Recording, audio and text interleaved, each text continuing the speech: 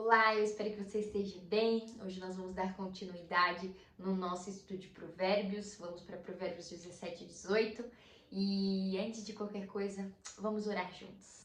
Paizinho, nesse momento nós te glorificamos, te exaltamos, engrandecemos o teu nome por tudo que o Senhor é. Papai, a ti todo o nosso louvor e toda a nossa adoração. Agradecemos a ti, Senhor, por tudo aquilo que o Senhor tem feito, por tudo aquilo que o Senhor nos permite viver, por tudo aquilo que o Senhor tem entregado sobre as nossas vidas. Nos ensina, Senhor, a ter um coração grato, a reconhecer todas as bênçãos que o Senhor tem derramado sobre as nossas vidas. Papai, nesse momento nós queremos ouvir a tua voz. E eu peço a ti, Senhor, em nome de Jesus, que o Senhor use a minha vida. Papai, que não seja Thierry, mas que seja o Espírito Santo através de mim. Usa-me como o Senhor bem quer, papai. Em nome de Jesus, amém. Bora lá. Primeiro eu já vou ler com vocês o versículo 1 do capítulo 17 de Provérbios, que está escrito assim: melhor é um bocado seco e tranquilo do que a casa farta de carnes e contendas. Eu anotei uma frase aqui que está escrita assim: melhor é um lar pequeno com paz do que uma mansão repleta de raiva, que é um lugar infeliz. Quantas vezes a gente frequenta lugares onde há fartura de coisas, né? As pessoas são bem prósperas em questão de bens materiais, em questão de riquezas terrenas, mas falta o mais importante, que é a paz, que é o contentamento, que é a harmonia, que é a comunhão entre as pessoas que estão naquele lar, que residem naquele lugar. Então, que nós venhamos zelar por aquilo que verdadeiramente tornam os lugares e lares ambientes prazerosos de se viver e que verdadeiramente tenham aquilo que de fato é importante para Deus. Aqui como nós lemos, melhor é um bocado seco e tranquilo, ou seja, é sobre tranquilidade, é sobre paz, é sobre mansidão, ou seja, é onde há a presença do Espírito Santo. Então que nós venhamos zelar por isso e não pelas coisas que vão ficar aqui nessa terra. Amém? Versículo 9 está escrito assim: o que encobre a transgressão adquire amor, mas o que traz o assunto à baila separa os maiores amigos. A fofoca pode destruir grandes amizades. Nós temos que vigiar muito. Às vezes uma pessoa ela compartilha algo conosco porque confia na gente, porque viu na gente segurança. Ela chegou, olhou e falou assim: não, aqui eu consigo compartilhar. Essa pessoa vai me ajudar, vai ser um ombro amigo. A questão não é nem sobre se resolvemos o problema da pessoa, mas é a questão de às vezes apenas ser ouvido. Aquela pessoa viu a segurança ali, conseguiu desabafar com a gente pegar daquele desabafo e sair compartilhando com outras pessoas e acabar então destruindo grandes amizades, destruindo grandes relacionamentos. Então vamos vigiar e vamos fechar o bico quando o assunto é sobre segredos de outras pessoas, é sobre desabafos, sobre compartilhamentos, amém? Versículo 13 está escrito assim: quanto àquele que paga o bem com o mal, não se apartará o mal da sua casa.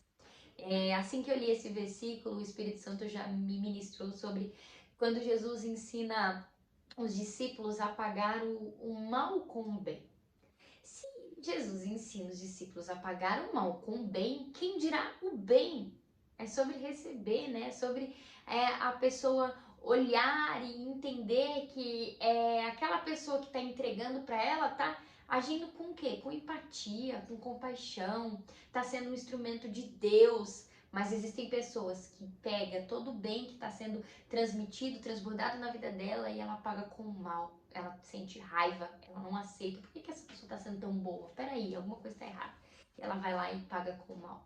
Aqui fala que o mal não vai sair da casa dela. Agora, versículo 17. Em todo tempo amo o amigo, e na angústia se faz o irmão. Glória a Deus. Quão importante é nós sermos amigos, né? Eu quero pontuar sobre sermos, porque muitas das vezes a gente pontua sobre termos um amigo. Eu tenho certeza que você já ouviu.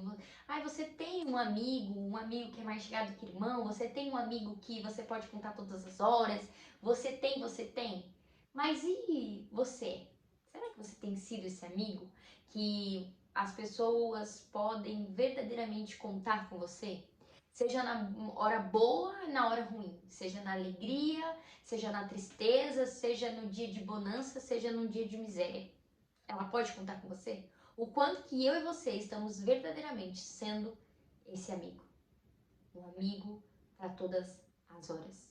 Que no momento desafiador, nós somos mais chegados que irmãos. Ou seja, nós estamos ali. Nós ajudamos, nós damos colo, nós acolhemos, nós verdadeiramente fazemos aquilo que Cristo nos ensina a fazer, que é amar o próximo como a nós mesmos. Reflita sobre isso. Agora vamos ler o versículo 19 do capítulo 17 de Provérbios. O que ama a contenda ama o pecado. O que faz alta a sua porta facilita a própria queda. Nós já falamos muito sobre a contenda, sobre as escolhas, sobre o posicionamento de algumas pessoas que atraem para a vida dela a morte. Aqui está falando exatamente sobre aquele que ama contenda, ou seja, aquele que ama ficar fofocando, aquele que ama colocar um irmão contra o outro, um amigo contra o outro, um primo contra o outro, enfim. Essa pessoa, ela tá cavando a própria cova. Que eu e você não sejamos esse ser humano que está ali só para destruir relacionamentos. Versículo 22. O coração alegre é bom remédio, mas o espírito abatido faz secar os ossos. É óbvio que todo mundo vai ter dias de saúde e ter dias de doença. Todo mundo fica doente, isso é fato. Mas aqui nós aprendemos que o coração alegre, ele é um bom remédio. Se eu e você nós tivermos fé no momento da doença ali, por exemplo, eu já vivi algumas experiências com pessoas que passaram por processos delicados em questão de enfermidade e eu vi naquela pessoa uma paz, uma tranquilidade, uma confiança tão grande em Deus que a doença não abateu aquela pessoa. Mas eu também já vi pessoas murmuradoras, que em momentos de enfermidade, aquela pessoa só murmurava, só reclamava, e falava que ia morrer, e falava que ia piorar, e falava que, enfim. E eu não vi aquela pessoa acompanhada de bons amigos. Agora, algumas pessoas que eu vi enfrentando momentos delicados de enfermidade, como eu pontuei, eu vi essas pessoas rodeadas de pessoas que a amavam, rodeadas de pessoas que acreditavam na cura. Já vi pessoas sendo curadas dessas enfermidades e também já vi pessoas sendo recolhidas por Deus nesses momentos de enfermidades. Não quero entrar nesse assunto agora, mas o que eu quero pontuar é o que nós lemos aqui. O coração alegre é um bom remédio, mas o espírito abatido faz secar os ossos.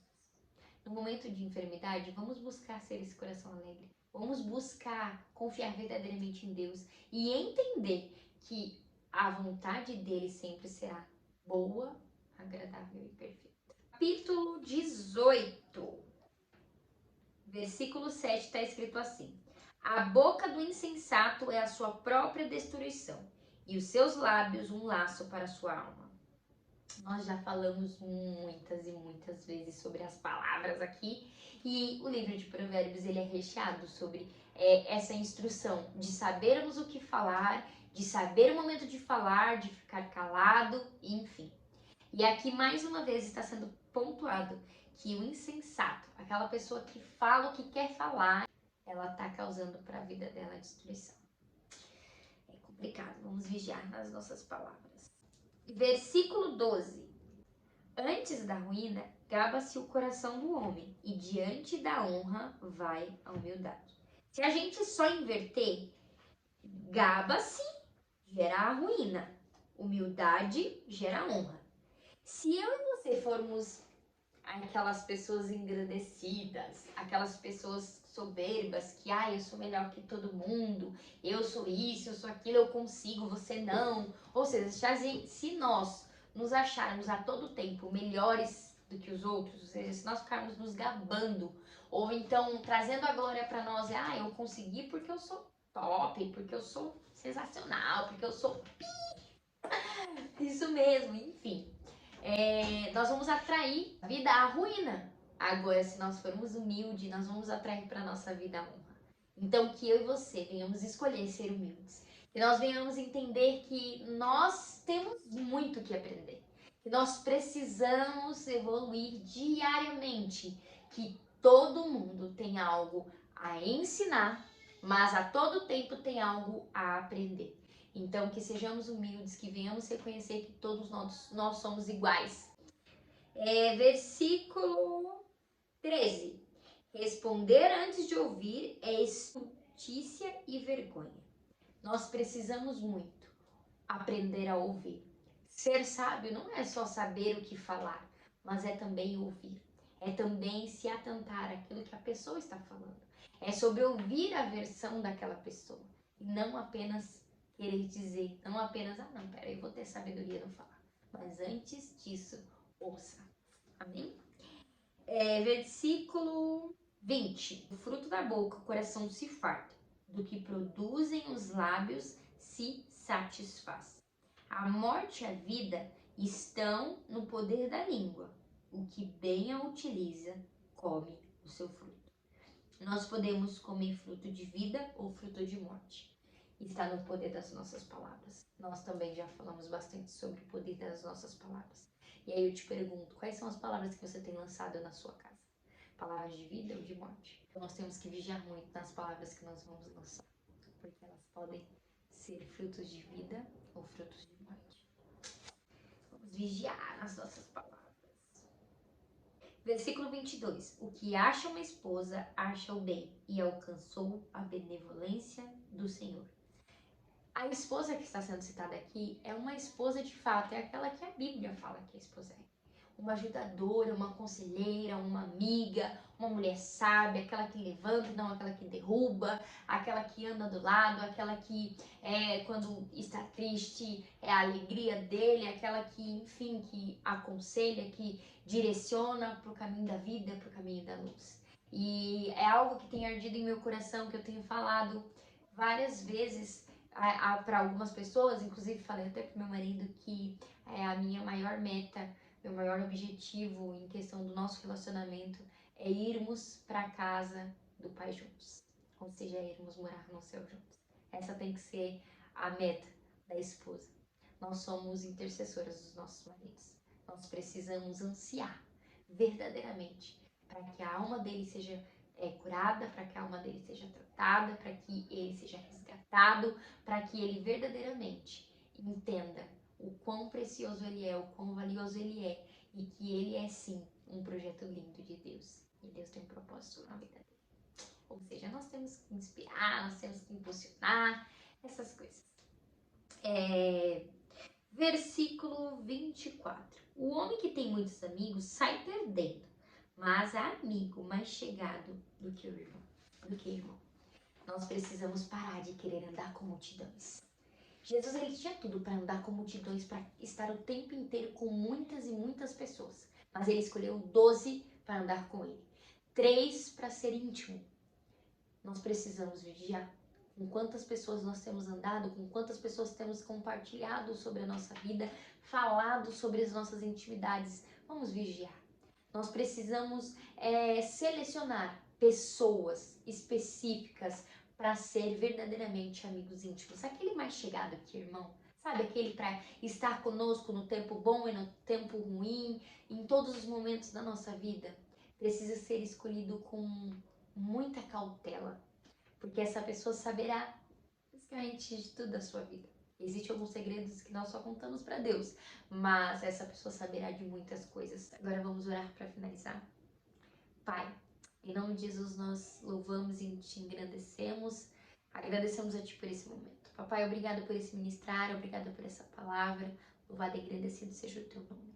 Paizinho, nesse momento nós pedimos a Ti que o Senhor nos ajude, papai, a escolher amigos leais. Que o Senhor nos ajude, papai, a ser amigos leais. Papai, nós queremos não ser amigos de multidões, não andar com multidões, mas nós queremos sim caminhar com as pessoas certas, com amigos mais chegados que irmãos. Nos ensina, nos direciona e também nos mostre quem são esses amigos. Papai, nós te agradecemos, nós queremos aprender contigo através desse manual, papai, que o Senhor nos concedeu, que é a Bíblia. Então nós pedimos a Ti, continua falando conosco, mediante esse estudo, mas a qualquer momento a qual nós abrirmos a nossa Bíblia, que o Senhor continue a nos ensinar. continue a falar conosco, continue a transferir para cada um de nós vida. Nós precisamos de vida e nós sabemos que vida nós só encontramos em Ti. Obrigada, Senhor, por esse momento. Louvado e agradecido seja o Teu nome. Amém. Deus te abençoe, te ilumine e até a próxima.